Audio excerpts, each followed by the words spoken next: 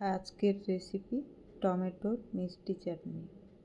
কড়াইতে সরষের তেলে 5 ফোড়ন, শুকনো লঙ্কা, এরপর টমেটো দিয়ে নেড়ে চেড়ে একটু নুন হলুদ গুঁড়ো দিয়ে ঢাকা দিয়ে কিছুক্ষণ রেখে তেঁতুলের কাপ আধা কাপ মতো দিয়ে টমেটো গলে যাওয়া পর্যন্ত রান্না করব। টমেটো গলে গেলে আধা কাপ খেজুরের গুড় খেজুর দিয়ে গুড় গলে যাওয়া পর্যন্ত রান্না করব।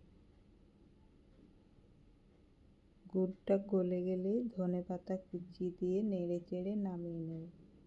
টমেটোর মিষ্টি চাটনি রেডি।